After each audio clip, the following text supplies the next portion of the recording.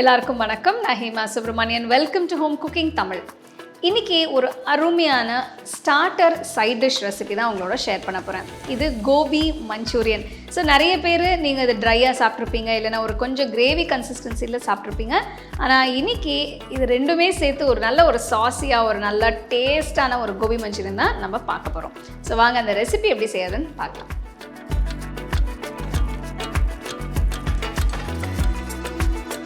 இந்த ரெசிபிக்கு நான் மீடியம் சைஸ் காலிஃப்ளவர் எடுத்திருக்கேன்.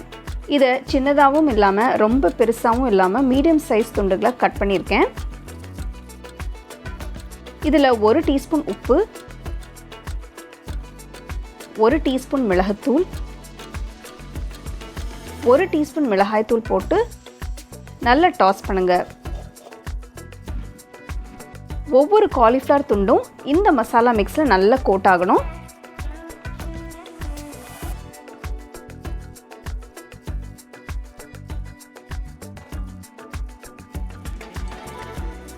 அடுத்து இதில் 5 டேபிள் ஸ்பூன் சோள மாவு, 2 டேபிள் ஸ்பூன் மைதா மாவு போட்டு மிக்ஸ் பண்ணுங்க. நீங்கள் விருப்பப்பட்டால் காலிஃப்ளவரை சுடு தண்ணியில் 2-3 நிமிஷம் போட்டு பிளான்ச் பண்ணியும் யூஸ் பண்ணலாம். இல்லைனா நான் செஞ்ச மாதிரி அப்படியே காலிஃப்ளவர் போட்டு செய்யலாம்.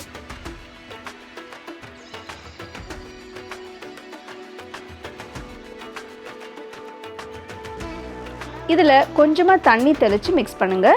அப்போ தான் போட்ட மாவு காலிஃப்ளவரில் நல்லா ஒட்டும்.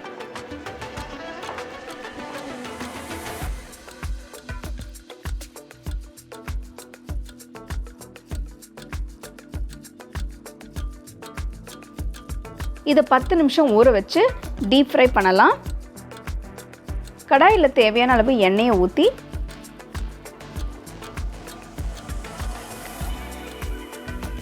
காலிஃப்ளவரை போட்டு டீப் ஃப்ரை பண்ணுங்க.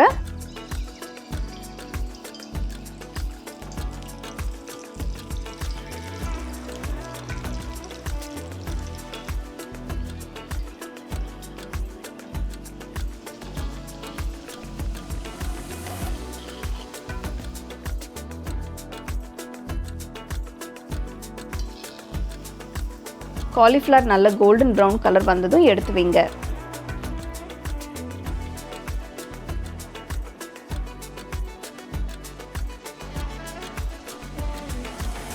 இப்போ கோபி மஞ்சூரியன் செய்ய ஆரம்பிக்கலாம். இதுக்கு அகல கடாய் எடுத்து 2 டேபிள் ஸ்பூன் எண்ணெயை ஊற்றுங்க. இதில் பொடியை நறுக்கின பூண்டு, பொடியை நறுக்கின இஞ்சி இதெல்லாம் போட்டு கிண்டுங்க.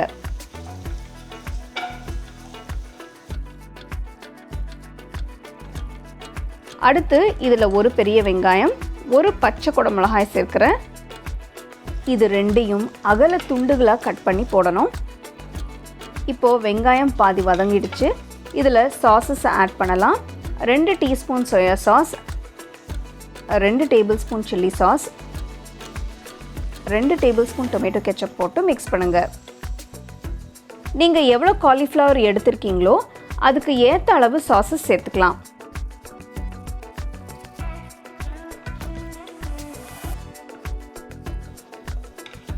இதில் 1/4 டீஸ்பூன் உப்பு, 1/2 டீஸ்பூன் மிளகுத்தூள் போட்டு மிக்ஸ் பண்ணுங்க. இதில் 1/2 கப் தண்ணி ஊற்றி மிக்ஸ் பண்ணுங்க.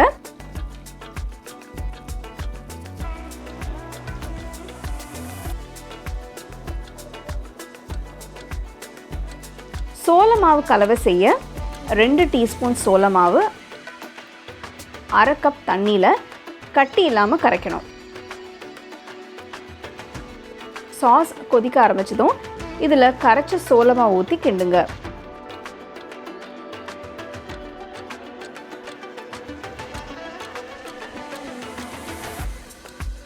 சோள மாவு கலவை ஊற்றுனதும் சாஸ் கொஞ்சம் கெட்டியாகும்.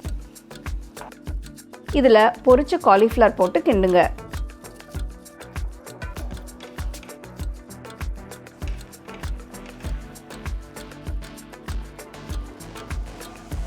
கடைசியாக இதில் நறுக்கின வெங்காயம், நறுக்கின வெங்காயத்தால் கீரை, நறுக்கின ஃப்ரெஷ் சிவப்பு மிளகாய் போட்டு கிண்டுங்க. உங்களுக்கு ரொம்ப காரம் வேண்டாம்னா நீங்கள் சிவப்பு மிளகாய் போட வேண்டாம். இப்போது கோபி மஞ்சூரியன் ரெடியாக இருக்குது. சூடாக பரிமாறுங்க.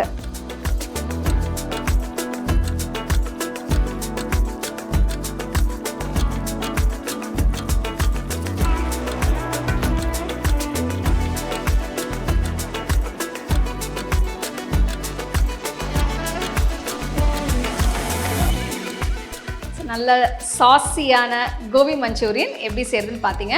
ஸோ இதில் இருக்கிற அந்த சாஸ் வந்து இதுக்கு நல்ல ஒரு ரிச் ஃப்ளேவர் கொடுக்கும். அதை நீங்கள் பிளெயின் ஃப்ரைட் ரைஸ் இல்லைனா ஒரு நல்ல நூடுல்ஸ்க்கு இது சைட் டிஷ்ஷாக நீங்கள் சர்வ் பண்ணலாம். ஸோ கண்டிப்பாக இந்த ரெசிபி நீங்கள் ட்ரை பண்ணி ரசித்து சாப்பிடுங்க.